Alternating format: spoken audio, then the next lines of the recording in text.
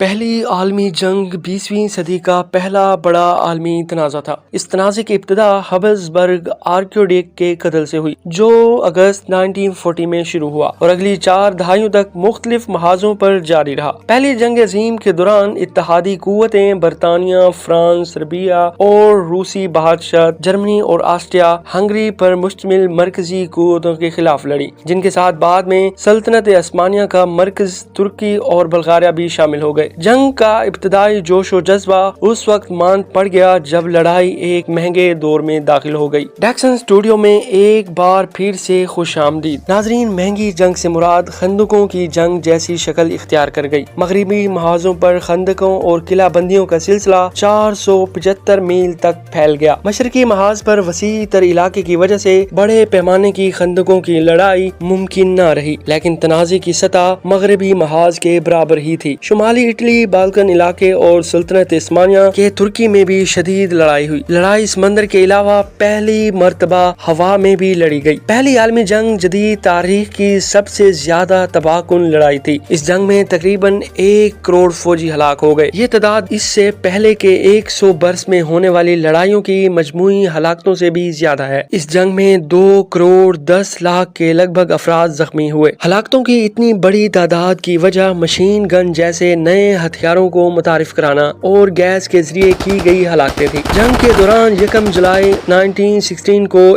ایک دن کے اندر سب سے زیادہ ہلاکتیں ہوئیں، جب سومے میں موجود برطانوی فوج کے 57,000 فوجی مارے گئے۔ سب سے زیادہ جانی نقصان جرمنی اور روس کو اٹھانا پڑا، جب جرمنی کے 17,73,700 اور روس کے 17 لاکھ فوجیوں کی ہلاکتیں ہوئیں۔ فرانس کو اپنی متحرک فوج کے 16% سے محروم ہونا پڑا۔ محققین کے اندازے کے مطابق اس جنگ میں براہ راست یا بالواسطہ طور پر ہلاک ہونے والے غیر فوجی افراد کی تعداد 1 کروڑ 30 لاکھ ہے۔ اتنی بڑی ہلاکتوں کی وجہ سے اسپینش فلو پھیل گیا، جو تاریخ کی سب سے موذی انفلوئنس کی وبا ہے۔ لاکھوں کروڑوں افراد بے گھر ہو گئے یا اپنے گھروں سے بے دخل ہو گئے۔ جائیداد اور صنعتوں کا نقصان بہت خطیر تھا، خاص طور پر فرانس اور بیلجیم میں، جہاں لڑائی خاص طور پر شدید تھی۔ 11 نومبر 1918 کو صبح 11 بجے مغربی محاذ پر جنگ بندی ہو گئی۔ اس زمانے کے لوگ اس جنگ کو جنگ عظیم کے نام سے منسوب کرتے تھے۔ یہ بند ہو گئی، لیکن اس کے اثرات بین الاقوامی سیاسی، اقتصادی، سماجی حلقوں میں آنے والی کئی دہائیوں تک جاری رہے۔